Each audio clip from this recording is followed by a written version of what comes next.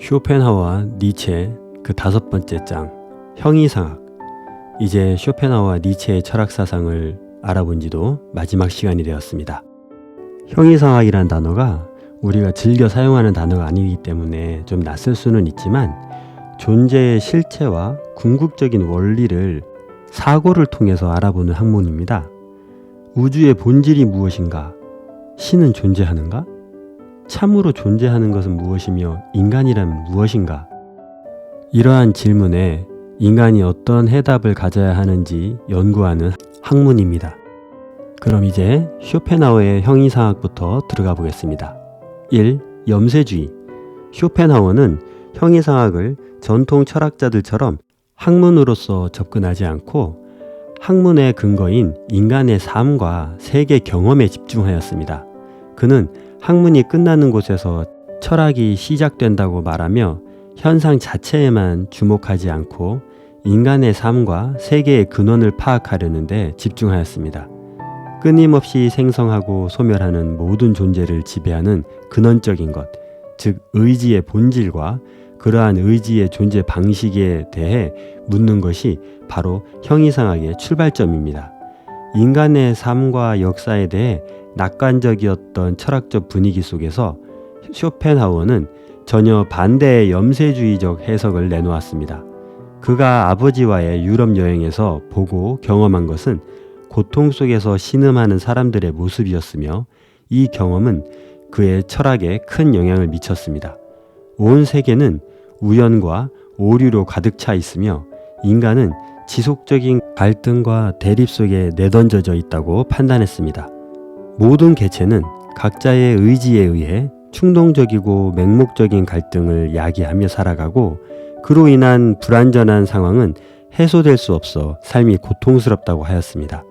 쇼펜하우어의 염세주의가 궁극적으로 제시하려는 것은 존재하는 모든 개체는 갈등 속에서 살아가다가 결국 소멸할 수밖에 없는 유한성과 갈등 상태에 놓인 것을 주목합니다. 모든 개체의 삶과 세상의 존재 자체를 부정하는 것이 아니라 우리가 유한하며 불완전한 상황에서 살아가야 하는 것을 성찰하게 하는 것입니다.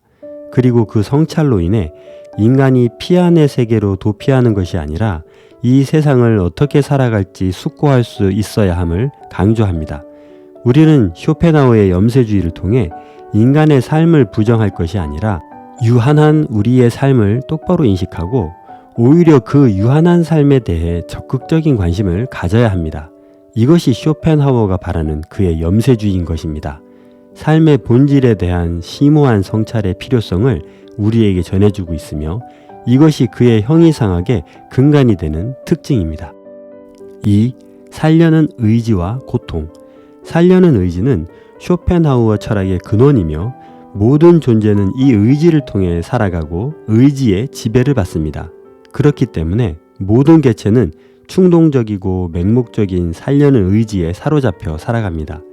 이 모든 세계는 전적으로 이 의지가 드러난 결과물이며 모든 형태의 삶은 의지의 맹목성과 충동을 그대로 반영하고 있습니다.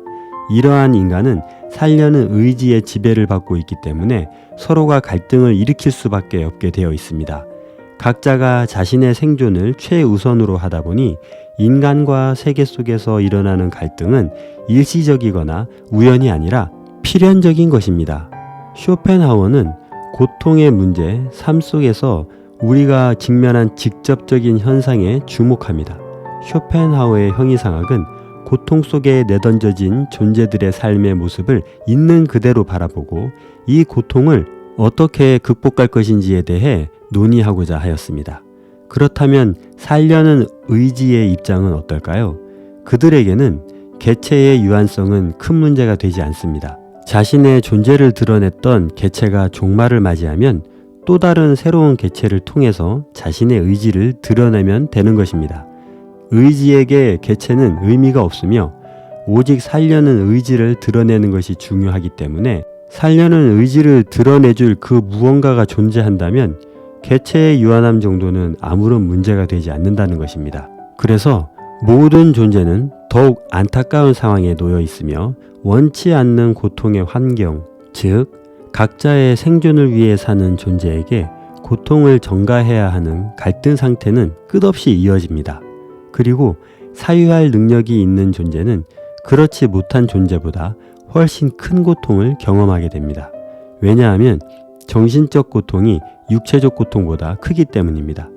육체적 고통은 현재에 머물지만 정신적 고통은 과거와 현재, 다가올 미래까지도 한 존재를 삼켜버립니다. 인간은 죽은 뒤에 자신의 존재가 어떻게 될지 알 수 없는 것에 대해서도 불안해하며 소멸될까봐 걱정하고 깊은 슬픔에 빠집니다. 하지만 쇼펜하우어는 이런 걱정을 하지 말라고 합니다. 개체의 죽음은 스스로 인식할 수 있는 의식까지도 소멸시켜버리기 때문에 어떤 고통도 찾아오지 않는다는 것입니다. 그래서 모든 죽음은 개체성이 잊혀지는 잠드는 것으로 표현합니다. 3. 고통의 극복과 이념 조망. 인간과 모든 존재가 고통 속에서 태어나 마지막을 맞이하게 되는데 이런 고통을 어떻게 극복할 수 있을까요? 쇼펜하우어는 그 해답을 이렇게 제시합니다. 바로 예술을 통해 삶의 고통을 극복할 수 있는 길이 있다는 것입니다. 예술은 인간의 세계의 본질에 대한 성찰을 가능하게 하며 이를 통해 고통을 극복할 수 있게 된다는 것입니다. 그 다음 방법으로 언제나 변하지 않는 이념으로 고통을 극복할 수 있다고 하였습니다. 이념은 의지의 객관화 과정에서 다양한 개체들의 존재를 가능케 하는 사다리의 역할을 하며 의지는 아니지만 의지와 동일하게 인간을 지배하여 고통을 잊고 살아갈 수 있게 한다는 것입니다. 이념은 의지의 표상 사이에 위치해 비본질적이지만 인간 개인에게는 실제성을 지닙니다. 이념이 예술과 결합하면 시간의 흐름과 공간의 변화를 멈추게 하고 고통스러운 존재의 수레바퀴를 정지시킵니다. 그 결과 의지의 지배에서 일시적으로 벗어날 수 있게 만듭니다. 그러므로 쇼펜하우어는 예술은 개체를 담아내고 그것들을 표현하지만 예술의 진정한 대상은 신, 자연, 개체가 아니라고 하였으며 예술의 유일한 기원은 이념을 인식하는 것이고 유일한 목적은 이러한 인식을 전달하는 것이라고 강조하였습니다. 훌륭한 예술은 감성과 오성이 받는 직관적인 개념들을 압도해버리며 괴테의 파우스트에서 아는 것에 대한 욕망이 인간의 삶에 어떤 결과를 가져오는지를 제시해 주는 것처럼 인간이 처한 여러 고통의 상황들을 뛰어넘어 설 수 있는 힘을 줍니다. 아름다운 자연 경관 앞에 인간이 압도되어 모든 근심과 걱정, 고통 속에서 벗어나는 것을 비유하며 인간이 이념 속으로 빠져들 때 의지로서의 세계는 잠시 사라져버립니다. 그러나 이 순간은 지속되지 않고 일시적으로 발생하기 때문에 인간은 다시 불안을 느끼고 현실을 직시하며 고통 속에 거하게 됩니다.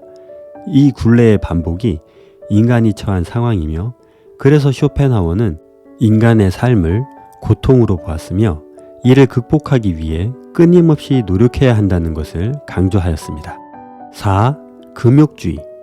앞서 살펴본 바와 같이 쇼펜하우어의 철학적 염세주의는 고통을 극복하는 길을 모색하는 특징을 가지는데 그 방법 중 하나로 금욕이라는 방법을 제시합니다. 금욕은 그의 철학적 염세주의에서 주어진 필연적인 귀결이라고 할 수 있습니다. 끊임없이 이어지는 삶의 고통을 거부하기 위한 시도가 바로 금욕인 것입니다. 맹목적인 생존의 의지에 사로잡힌 삶에 대해 적극적이고 능동적으로 저항하는 것이기에 결코 삶의 포기나 도피로 생각해서는 안 됩니다. 금욕은 삶의 근원에 대한 성찰을 하는 사람에게만 가능한 고귀한 행위이며 이를 수행하는 주체가 인간 자신이라는 점을 주목해야 합니다. 이것은 고통의 문제를 스스로 해결해야 한다는 것을 의미하기 때문입니다. 인간은 스스로 자신의 인생을 결정하면서 살아야 하기에 종교에서 말하는 신의 존재나 은혜를 통해 벗어나는 것은 불가능하다고 합니다. 인간이 스스로 금욕을 통해 삶의 고통에서 벗어나는 것이 아니라 신에 의해 이루어지는 것이라면 모든 종교인들이 은둔자, 순교자, 성직자로 살아가려는 노력들이 불필요한 행동들이 되는 것이며 모든 종교에서는 의미 없는 행동들을 인간에게 강요하고 있는 것입니다. 그러므로 쇼펜하워는 인간 스스로가 금욕을 선택해서 실천하여 살려는 의지의 지배를 당하고 있는 몸을 극복할 수 있다고 제안하는 겁니다.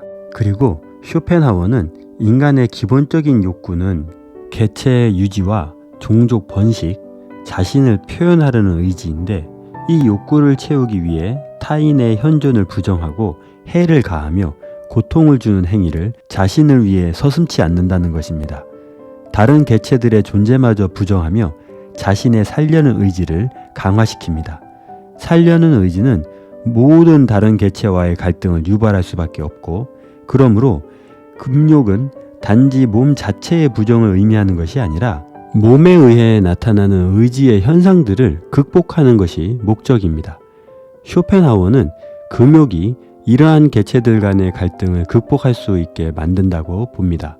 금욕을 하는 사람은 전체를 인식하고 온 세상의 본질을 파악하며 모든 존재는 소멸하고 헛된 노력을 이어가며 내적인 투쟁과 지속적인 고통에 사로잡혀 있다는 것을 깨닫고 고통받는 인류와 모든 개체 그리고 사라져가는 세상을 봅니다.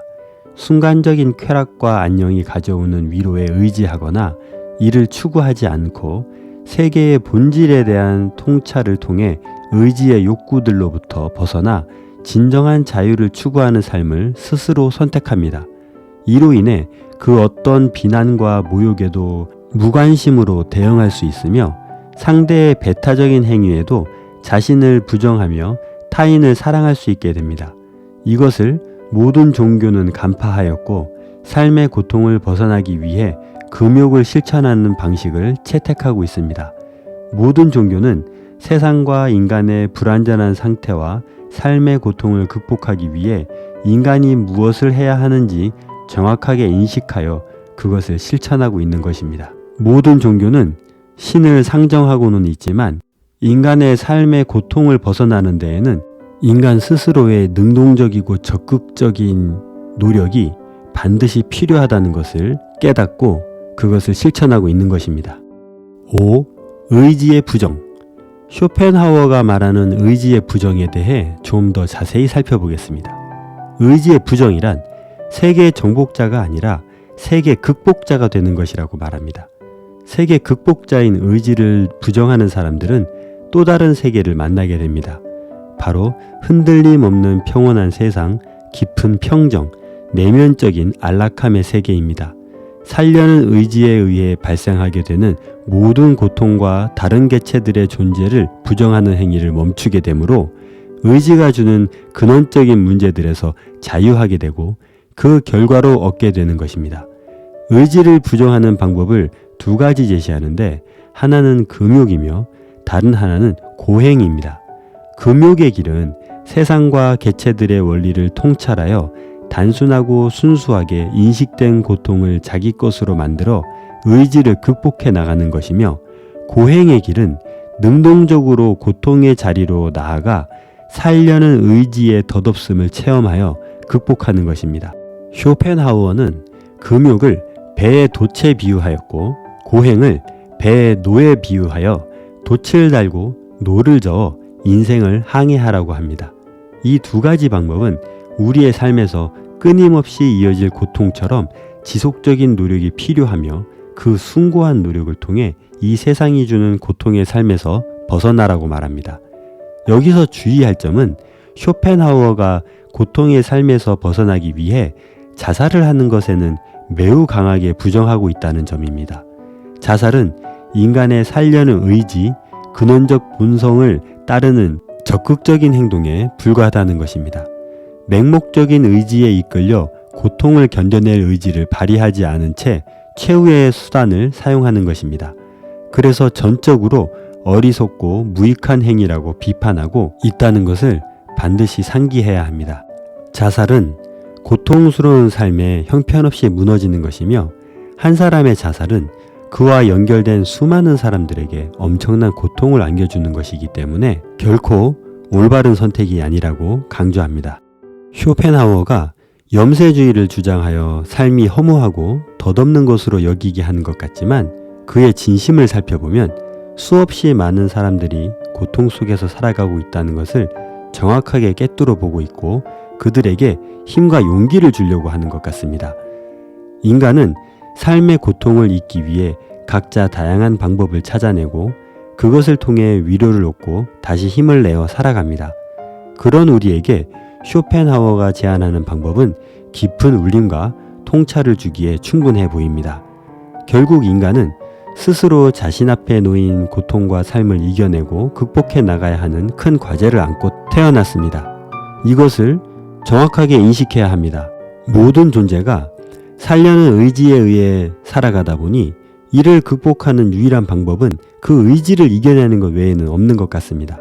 그러므로 쇼펜하우어는 자신이 제시한 존재의 근원, 살려는 의지를 넘어서 대안으로 자연스럽게 인간의 본성을 극복하는 방법을 제시하는 결론에 이른 것 같습니다. 이러한 금욕과 고행의 길을 스스로 가야 하는 인간. 유한하게 주어진 삶도 참으로 안타까운데 주어진 삶의 시간조차 행복보다는 고통이 많아 더 안타깝습니다. 게다가 우리에게 주어진 삶의 시간은 너무나 짧습니다. 고통의 시간을 많이 경험할 인간을 깊이 이해하고 우리의 삶을 솔직하게 바라본 쇼펜하우어는 우리에게 어떻게든 희망과 용기를 주는 길을 제시해 주려고 노력한 것 같습니다. 그의 마음이 그의 글들을 통해 잘 전해지고 우리에게 큰 위로와 힘이 되어줍니다. 살려는 의지, 생존 본능에 맥없이 무너지지 말고 우리에게 주어진 또 다른 의지, 나 자신의 삶을 능동적으로 살아갈 수 있다는 의지를 지혜롭고 현명하게 발휘하여 모두가 더욱 아름답고 행복한 삶을 영위하기를 기대합니다. 그리고 니체의 형이상학을 보겠습니다. 1. 가치의 가치전도. 니체의 기백은 참으로 대단합니다. 자신이 탁월하다는 것을 어느 정도 인식했던 것일까요? 어린 시절의 글에서도 세상 사람들이여 제발 나의 말을 들어보라며 자신의 생각을 과감하게 지필했으며 자신에게 주어진 과제는 인류 최고의 자기 성찰을 제시하는 것이라고 하였습니다. 그리고 모든 세상의 우연들과 많은 사람들의 삶을 지배하고 있는 종교인들, 특히 기독교의 사제들의 지배에서 벗어나 근원적인 질문들을 제기하고 그에 대한 깊은 성찰을 할 것을 얘기합니다. 니체는 인간이 생각해낸 모든 것의 근원을 깊이 고찰하여 그 사고의 근원을 파악해낸 후 자신이 판단하기에 부족함이 보이거나 자신 스스로가 좀 더 합리적이고 이성적인 새로운 생각을 할 수 있게 된다면 그 모든 것을 재정립해라고 말합니다. 하이데거 역시 니체 철학의 중요한 목표는 새로운 가치 정립이었다고 말했습니다. 그래서 니체는 아주 흥미로운 사람이며 때론 명석한 그의 사고력에 감탄하게 된다고 말했습니다. 니체의 형이상학의 특징을 잘 표현해주는 용어가 있는데 바로 가치전도입니다. 니체의 가치전도란 기존의 모든 가치, 철학, 굳건하게 뿌리 내린 사상들을 완전히 뒤집고 새롭게 고찰해보는 것을 말합니다. 모든 논리, 도덕, 인식, 종교, 예술의 영역까지 폭넓게 살펴보며 그곳에서 최고의 가치로 군림하고 있는 것에 대한 근원적인 비판을 가지는 것입니다. 무엇이 전통 철학, 서양 철학의 출발점이 되었으며 이것을 이끌어온 동력은 무엇인지, 또한 전통 철학과 서양 철학이 추구하는 궁극적인 목표가 무엇인지 냉철하게 살펴보고 비판적 논의를 진솔하게 하는 것입니다. 이러한 그의 가치 전도는 그가 강조한 신의 죽음, 초인, 힘의 의지, 영원 회귀 사상 등과 깊이 연관되어 있습니다. 이 개념을 통해 전통 형이상학을 해체하고 새로운 사유의 지평을 제시합니다. 니체가 언급하는 가치 전도는 인간의 삶과 세계에 대한 성찰을 통해 이제부터 우리의 삶을 이끌어왔던 가치의 기원이 정당한지를 진지하게 묻는 것으로부터 시작합니다. 인간의 삶을 이끌어온 것은 도덕과 종말, 사후세계에 대한 갈망이 지배해 왔는데 도덕은 앞에서 언급했듯이 개체의 유익과 관련되어 있으며 종말과 사후세계, 즉 날조된 가상세계는 현실을 부정하게 만들고 실존의 고통을 견뎌내기 위한 아름다운 가상으로 필요에 의해 만들어진 것이라고 비판하였습니다. 진정으로 인간이 자신의 참된 인생을 위해 새로운 가치를 창조해야 하는데 이를 위해서는 그동안 쌓여온 모든 것들에 대한 가치 전도가 수행되어야 하는 것이었습니다.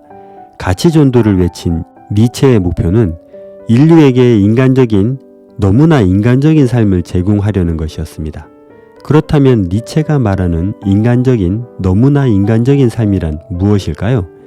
니체가 말하는 인간적인 삶은 본능에 따라 생물학적, 생리학적 조건의 가치를 말하는 것이 아닙니다. 인간만이 이룰 수 있는 삶의 가치를 상승시키고 강화해 나가 스스로의 초월을 시도하는 것을 말합니다. 보존에 머무르지 않고 극복하고 초월해서 새로운 가치 정립을 통해 더 나은 무언가를 창조하는 것입니다. 그러므로 가치 전도는 정지되어 있고 화석화되어 버리는 것이 아니라 이 모든 것을 부정하고 끊임없이 변화하고 생성하는 새로운 삶의 가치, 새로운 변화에 대한 영원한 기쁨 그 자체에 도달하는 것입니다. 고대 그리스 시대에는 비극정신을 품고 진정한 삶의 의미를 돌아보게 하여 건강한 삶을 살 수 있게 하였다고 평가합니다. 그러나 전통 형이상학과 여러 종교, 특히 유럽을 장악한 기독교는 육체와 현실의 삶을 부정하게 하고 오직 종교적 인간만을 추구하게 하는 믿음을 심어주면서 피한 세계의 인간의 구원을 강조하여 인간을 병들게 하고 있다고 합니다. 죄의식을 강화하고 삶을 부정하게 만들었으며 인간의 이성을 마비시켜 인간을 인간답게 살지 못하도록 만들었다는 주장을 펼칩니다. 우리는 실제로 익숙해져 버린 사상이나 믿음, 이념, 삶의 형태에서 새로운 변화를 시도하지 않습니다. 그런 새로운 변화를 시도할 생각조차 못하고 살아갑니다. 모든 것을 근원부터 사고하는 힘을 가지려는 노력을 하지 않는 것 같습니다. 가족이나 사회적 영향에 의해 믿게 된 종교 혹은 우연히 믿게 된 종교를 아무런 비판도 하지 않은 채 평생 동안 목숨처럼 믿으며 살아가기도 합니다. 특정 종교를 믿는 가정이나 국가에 태어난 이유만으로 그 종교를 평생 믿으며 살아갑니다. 그리고 그 종교는 자신들의 교리와 믿음에 반하는 과학적 사실도 부정하며 인간의 이성을 마비시키는데도 그저 그 종교를 맹신합니다. 이러한 인간의 삶은 니체가 보기에 사고할 수 있는 힘을 가지고 있는 인간이 인간답게 살아가는 모습이라고 볼 수 없었습니다. 인간다운 삶이 아니라는 것입니다.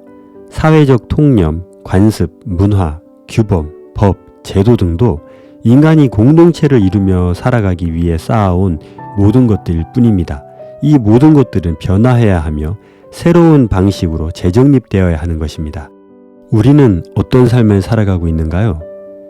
어떤 신념, 어떤 이념, 어떤 믿음에 빠져 살아가고 있는지 살펴보시고 니체가 말해준 것처럼 그 모든 것들을 다시 한번 생각해 보시고 왜 내가 이것을 선택하고 이 삶을 살아가야 되는지 그 가치 전도를 시작해 보시기를 바랍니다. 그리하여 진정한 행복과 자유를 찾으셔서 너무나 짧고 소중한 우리의 인생을 가장 인간답고 아름답게 살아가시기를 응원합니다. 2. 대지의 철학. 니체의 형이상학은 대지의 형이상학이라고 규정할 수 있습니다. 쇼펜하우어가 의지의 형이상학을 전개해 나가면서 전통 형이상학을 비판한 것과 같이 니체는 피안의 세계가 아닌 이 세상의 대지, 즉 인간이 몸을 지닌 구체적이고 실제적인 삶의 지평에 중점을 둔 형이상학으로 전통 형이상학을 비판합니다. 니체의 대지의 철학 세계는 플라톤의 이데아 철학의 세계와 대립합니다. 니체는 현실 세계를 이데아 세계의 그림자 정도로 여기며 열등하고 유한한 것, 심지어 존재해서는 안 되는 것으로 규정하는 것을 부정하는 것입니다. 니체는 그의 책 배우 세계를 믿는 자들에 대하여에서 이렇게 말하였습니다. 배우의 세계, 피아니 세계를 믿는 자는 초월적 세계의 존재를 가정하고 그 세계를 동경하는 사람들을 의미한다. 이러한 동경은 자기 망각에 빠져 있는 사람들의 숙명이다. 그들은 신이 존재하며 세계를 신이 창조했지만 신은 세상을 불완전하게 만들었다. 이 세계, 영원한 모순의 모사, 그나마도 불완전한 모사, 이러한 세계를 만든 불완전한 창조자에게 주어진 도치적 쾌락, 나에게는 한때 세계가 이렇게 보였다. 이렇게 니체가 보기에는 신의 존재는 영혼을 꿈꾸는 유한한 인간의 작품이자 망상일 뿐이었습니다. 그리고 세상이 주는 여러 고통을 겪어야만 하는 인간이 자신들의 무기력함과 극단적인 피로감을 해소하고자 도피 방법으로 피안의 세계를 창조해낸 것으로 보았습니다. 그래서 니체는 우리 자신에게 솔직해질 것을 요청합니다. 자신 스스로의 존재에 충실할 때 자신의 유한성을 발견하기는 하지만 오히려 유한성은 자신에게 주어진 삶을 더욱 사랑하게 만들며 간절하게 만든다는 것입니다. 인간을 이해하고 자기 자신의 존재에 충실할 때 가장 먼저 몸에 대한 올바른 이해가 반드시 선행되어야 합니다. 영혼과 몸을 분리시키고 영혼은 영원하며 몸은 썩어 사라질 열등한 것으로 치부해버리는 전통적 사상과 믿음에서 벗어나야 합니다. 니체에게는 인간에게 몸은 모든 것입니다. 시간과 공간에 얽매여 있는 구체적인 현실성으로서의 몸이야말로 유일하게 세상을 경험할 수 있는 것입니다. 인간을 인간으로서 존재하게 하는 유일한 것, 그것이 우리의 몸이며 인간 자체인 것입니다. 그래서 니체는 나는 전적으로 몸이며 그 밖에 아무것도 아니다. 나의 영혼과 정신은 내 몸에 속한 어떠한 것을 표현하는 단어에 지나지 않는다고 말했습니다. 니체는 인간 스스로가 불완전하고 유한한 몸과 세상을 회피하고 부정하고 싶어서 몸에서 영혼을 분리시키고 세상과 상상의 세상을 분리시키는 오류를 범하지 말고 오히려 불완전한 몸과 세상을 있는 그대로 받아들이고 긍정함으로써 인간의 삶을 억압하는 모든 것으로부터 해방해야 된다고 말합니다. 우리의 삶은 행복만이 존재하는 것이 아니라 고통과 파괴가 여전히 존재하는 삶입니다. 그 자체로 만족하고 긍정하자고 말하는 것입니다. 우리에게 주어진 불완전한 몸과 세상을 긍정하는 고귀한 인간이 되어 몸과 세상을 사랑하는 자가 되자는 것입니다. 니체가 말하는 대지, 즉 이 세계는 더 이상 피안의 세계보다 열등한 것이거나 단순 모사물이 아니라 인간의 삶에 영양분을 공급해주는 실제적인 세계이며 진정으로 삶을 사랑하는 자들에게 주어지는 세계이자 바로 대지인 것입니다. 3. 생성세계와 영원회귀. 니체는 1881년 8월 실바 플라나 호수를 산책하며 사색을 하였습니다. 그때 가장 무거운 사상인 영원회귀 사상을 생각하게 되었고 영원회귀 사상을 통해서 자신의 모든 철학을 완성하고자 하였습니다. 그리고 인간과 세계가 어떻게 존재하는지를 우리에게 전하게 됩니다. 니체는 즐거운 학문에서 살아왔던 이 삶을 다시 한번 살아야만 하고 또 무수히 반복해서 살아야만 할 것이다. 거기에 새로운 것이란 없으며 모든 고통, 모든 쾌락, 모든 사상과 탄식, 내 삶에서 이루 말할 수 없이 크고 작은 모든 것들이 내게 다시 찾아올 것이다 라고 말했습니다. 지금 존재하는 모든 것은 이미 존재했던 것이고 따라서 세계에서 새로운 것, 새롭게 만들어진 것은 없다는 것입니다. 모든 형태의 생성과 소멸이 이미 존재했던 것이며 따라서 지금의 존재나 앞으로의 존재도 이미 존재했던 것과 같은 존재일 뿐입니다. 세계가 순환한다는 생각은 이미 고대부터 신화와 종교, 철학을 통해 논의되어 온 것이지만 우리가 니체의 영원회귀 사상에서 주목해야 할 점이 있습니다. 그는 허무주의적인 영원회귀를 말하는 것이 아니라 모든 존재는 영원하지는 않지만 끊임없이 새로운 방식으로 존재를 드러내며 이전의 존재가 아닌 새로운 존재로 자신을 드러낸다는 것입니다.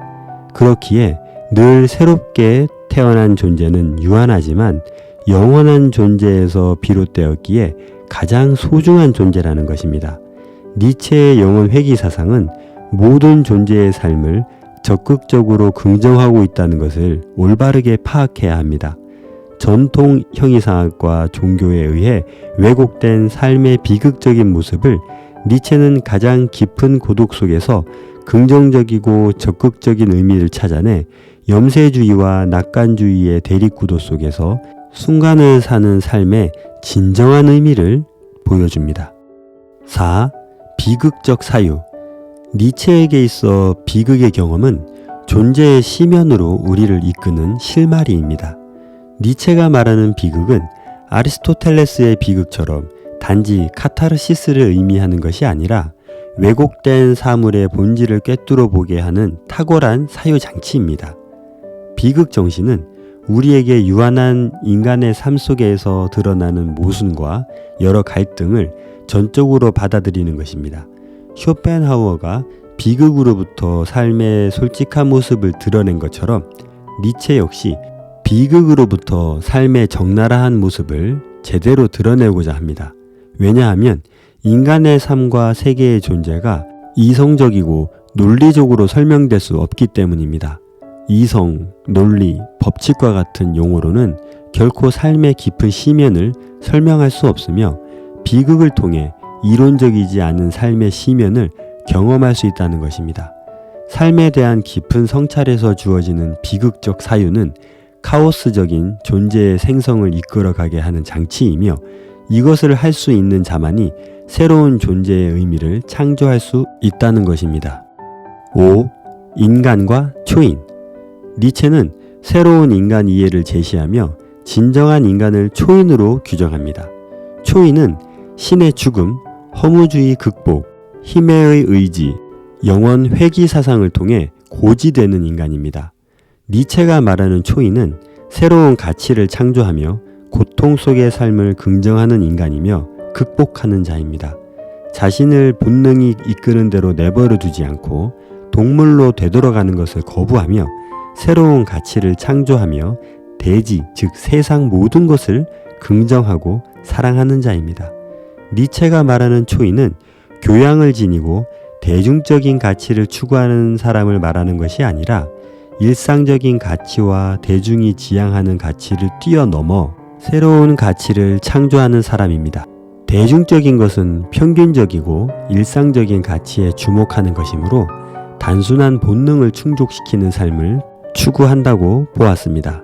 그러므로 초인은 논리적이고 보편적인 것을 쫓는 자가 아니라 실존적이고 창조적인 가치를 생성하는 자이며 끊임없이 생성의 세계로 자신을 내던지는 자입니다.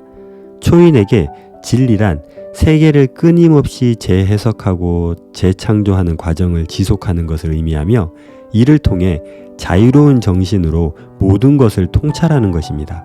그리고 초인은 인간의 완성된 상태를 의미하는 것이 아니라 끊임없이 변화하고 새로운 가치를 창조하는 능동적인 인간을 말하는 것입니다. 니체가 말하는 초인이 될 수 있을까요? 니체 역시 모든 사람이 초인이 될 수 있다고 생각하지는 않았습니다. 그러나 한 인간의 고귀한 가치는 결코 대중적인 삶의 방식을 통해 부여될 수 없으며 과거의 그 어떤 철학이나 사상도 완전할 수 없기 때문에 초인이 되는 것이 쉽지는 않지만 인간이 추구해야 할 방향임을 확실하게 제시하고 있는 것입니다. 6. 운명의. 어떤 시절보다 내 삶에서 가장 어려웠던 시절에 더 깊이 감사해야 하지 않을까라고 나는 종종 자문했었다. 높은 곳에서 그 시절들을 바라보면 모든 것은 다 필연적이며 그 순간들은 그 자체로 유용했다. 힘들고 고통스러운 순간들을 사람들은 견뎌야 할 뿐만 아니라 사랑해야 한다. 인간은 분명 불멸하는 영혼을 지니고 있지 않으며 피안의 세계도 존재하지 않는다. 인간이라는 존재는 유한하며 세계의 존재, 지금 여기에 주어져 있을 뿐입니다. 이것은 슬프고 비극적인 상황임에 틀림없지만 이 유한성에 대한 깊은 자각이 우리로 하여금 진정으로 삶을 긍정하게 만들며 사랑하게 만드는 힘을 제공합니다. 니체가 말하는 비극적 사유, 즉 인간에게 주어진 고통과 비극의 삶을 진실되게 바라보고 받아들이는 태도는 우리에게 닥친 삶의 상황이 어떠하든 그 삶의 주인공은 자신이라는 것을 분명하게 깨달아 스스로에게 주어진 삶을 긍정적으로 수용하고 능동적으로 살아내는 힘의 근원이 됩니다. 수동적인 정신, 낙타의 정신이라고 비유한 이 수동적인 정신을 지닌 인간은 주어진 삶에 얽매여 자신을 억압하는 외부의 제약에 저항하지 못하고 주어진 삶에 체념해버립니다. 니체는 이러한 인간은 스스로 자신의 존재를 부정해버리는 것이라고 하였습니다. 우리는 주어진 삶을 새롭게 변화시키겠다는 의지를 적극적으로 반영하여 고통스러운 삶과 뜻대로 움직여주지 않는 삶에 대한 원한 감정을 품는 것이 아니라 힘에 의한 힘을 향한 의지로 새롭게 자신의 운명을 개척해 나가야 합니다. 주어진 삶의 조건 때문에 자신과 자신의 삶을 상실해버리는 불성실한 삶을 거부하고 모든 형태의 원한 감정과 원망을 극복하는 힘을 실천하는 것이야말로 우리가 발휘해야 할 가장 인간적인 태도입니다. 자신에게 주어진 삶을 부인하지 말고 긍정적으로 받아들인 후 적극적으로 극복하여 자신의 고유한 세계를 전개하려는 삶의 태도를 가지는 것. 이것이 바로 니체가 말하는 운명의 사상이며 새로운 존재를 잉태하는 인간적인, 너무나 인간적인 숭고한 것입니다. 니체의 삶을 살펴보면 병 때문에 고통스러웠고 시대가 주는 여러 어려운 상황들은 고통스러운 삶으로 살아가기에 충분했습니다. 그러나 니체는 자신의 삶을 외면하거나 불평하지 않고 자신에게 주어진 실존의 상황들을 지평삼아 숭고한 정신을 발전시켜 나갔으며 적극적이고 긍정적으로 자신의 삶을 사랑했습니다. 인간은 누구나 각자에게 주어진 삶의 고통과 어려움이 있습니다. 이렇게 나와 의지와 상관없이 주어진 상황마저도 필연적으로 유용한 것으로 여기고 이를 통해 얻을 수 있는 많은 것들을 능동적으로 쟁취하여 자신을 더욱 성장시켜 주어진 상황을 극복하고 이를 뛰어넘어 사랑해야 한다는 니체의 철학은 인간이 할 수 있는 가장 인간다운 철학이 아닌가 생각합니다. 전통 철학과 종교에서 가정했던 불변하는 피상의 세계와 영혼과 육체의 구분으로 인한 오류와 허구성을 폭로하고 인간에게 주어진 실존의 삶과 이 세상을 인간이 가장 빛나는 존재로 살아갈 수 있도록 요청한 니체에게 깊은 감동을 받지 않을 수 없을 것 같습니다. 그 어떤 허상의 존재, 허구의 세계에 의존해서 인생을 낭비하지 말고 새로운 세계를 스스로 창조해 나가는 삶을 살기를 바란 니체. 그는 진정 스스로가 자신이 말한 초인의 삶을 살아내며 우리에게 권하고 있습니다. 또 한 가지 놀라운 사실은 니체가 영원 회귀 사상을 전개했다는 것입니다. 모든 물질이 원자로 이루어져 있다는 원자설을 기원전 4세기경 데모크리투스가 주장했고 니체가 태어난 1844년에 모든 물질은 원자라는 기본 단위로 이루어져 있다고 하였지만 본격적으로 미시적 세계의 원자, 분자, 전자, 소립자를 연구하는 양자역학은 20세기 들어서 막스 프랑크로부터 양자 가설이 세워져 아인슈타인, 막스 보른, 폰 노이만, 파인먼을 거쳐 20세기 중반부터 자리 잡기 시작했습니다. 우주의 근원과 우주 이전의 세계 혹은 우주 밖을 논하기에는 인간이 알고 있고 알 수 있는 사실들이 굉장히 제한되어 있었던 시대를 살았던 니체입니다. 그러므로 모든 존재는 다시 원상태인 소립자로 돌아가고 그 소립자들이 다시 뭉쳐서 새로운 존재가 된다는 이 생각은 놀라운 생각이 아닐 수 없습니다. 그리고 니체가 말한 영원 회귀 사상은 단순히 윤회를 한다는 것을 주장하는 것이 아닙니다.